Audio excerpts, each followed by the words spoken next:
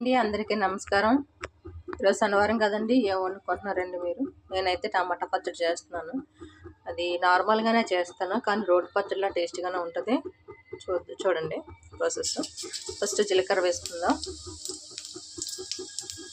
తర్వాత ఒక 2 వెల్లుల్లిపాయలు పొట్టు తీసి పెట్టుకున్నాను పక్కన.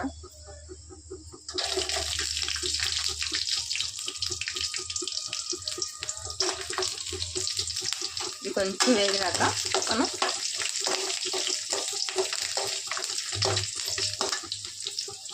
పచ్చిమిర్చి వేద్దాం ఫ్రెండ్స్.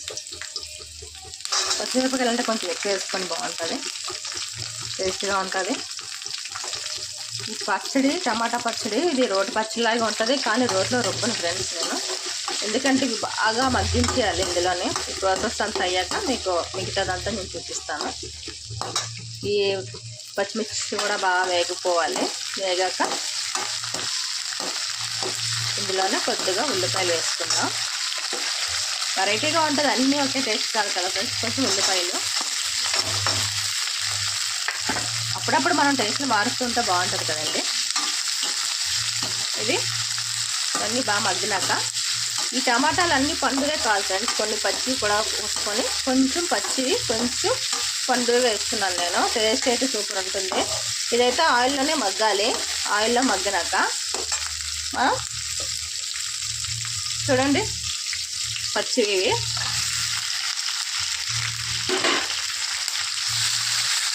పండుగ 5 కాయలు వేసాను. టేస్ట్ అయితే బాగుంటుంది.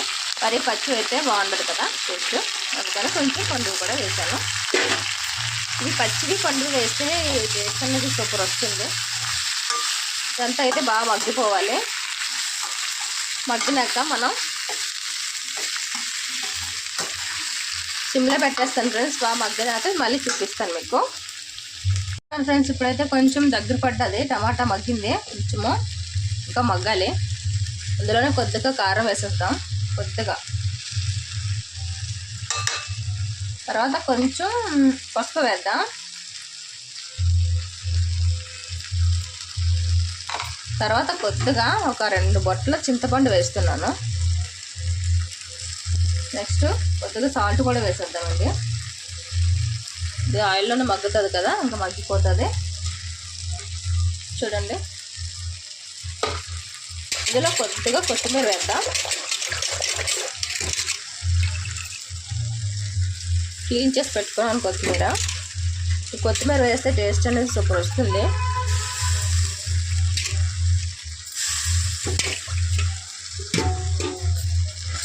అంతా బాగా కలిపేసుకుందామండి. బాగా కలిపేసుకొని సిమ్లో పెట్టేద్దాం. ఇదంతా బాగా మగ్గిపోవాలి. ఇది మగ్గిపోయాక పప్పు గుత్తి ఉంది కదండి, పప్పు గుత్తితోని మనం వేరే దాంట్లోని వేరే లోతుగున్న తపాల్లో వేసేసుకొని నేను పప్పు గుత్తితో రాముతానండి. ఇదైతే రామి ఇందులోనే పల్లీల పొడి వేస్తాను. పల్లీల పొడి వేస్తే టేస్ట్ అయితే సూపర్ ఉంటుంది. తాలింపు వేసుకున్నాక మనం ఇదంతా మగ్గిపోయాక బాగా చల్లారబెట్టుకొని మనం తాలింపు వేసుకుంటాం కదా, అప్పుడు మళ్ళీ మీకు చూపిస్తాను. ఇదంతా అయితే మగ్గిపోవాలి. ఫస్ట్ మగ్గిపోయాక పప్పు గుత్తితో అయితే రామేస్తాను. ఓకేనా ఫ్రెండ్స్? చూడండి ఫ్రెండ్స్, ఇప్పుడు తాలింపు పెట్టుకుంటాం. మనము తాలింపు వేస్తున్నాను, పోపులు వేస్తున్నాను. ఆయిల్ ఆల్రెడీ మరిగింది. ఇప్పుడు మనం కొద్దిగా కరివేపాకు వేస్తున్నాం. ఎండుమిర్చి లేదు ఫ్రెండ్స్, అందుకనే కరివేపాకు వేసేస్తున్నాను. ఆల్రెడీ మనం వెల్లుల్లిపాయలు చట్నీలు వేస్తున్నాం కాబట్టి ఇంకా అవసరం లేదు పోపులోకి. ఇంకేంటి ఫ్రెండ్స్, మీరు ఏం వండుకున్నారో కామెంట్ చేయండి, దాంతోపాటు ఒక లైక్ చేయండి. ఓకేనా ఫ్రెండ్స్? ఈరోజు శనివారం మాది ఇది టమాటా చట్నీ. మీరేం చేసుకున్నారనేది కామెంట్ చేయండి. చూడండి ఫ్రెండ్స్, బాగా వేగిపోతుంది. పోపు వేగితే మన చట్నీ కూడా బాగుంటుంది, టేస్ట్ అయితే సూపర్ వస్తుంది. ట్రై చేయండి ఒకసారి. ట్రై చేసి అలా వచ్చింది కామెంట్ చేయండి.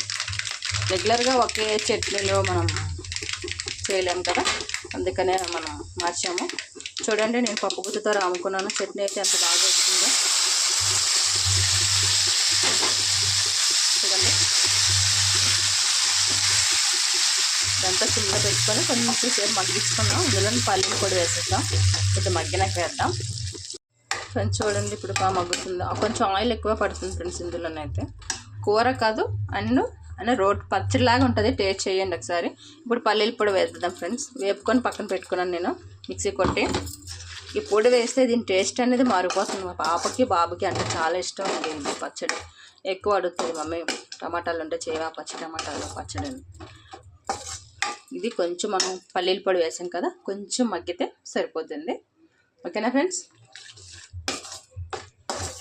సిమ్లోనే పెట్టుకుంటే చట్నీలు అనేది టేస్ట్ వస్తుంది. మనం పల్లీల పొడి వేసాం కదా, టేస్ట్ అనేది సూపర్ వస్తుంది. ట్రై చేయండి. ట్రై చేసి ఎలా వచ్చింది అనేది కామెంట్ చేయండి ఫ్రెండ్స్. ఓకేనా? మీరేమనుకున్నారో కామెంట్ చేయండి, దాంతోపాటు ఒక లైక్ చేయండి. ఓకేనా ఫ్రెండ్స్? బాయ్.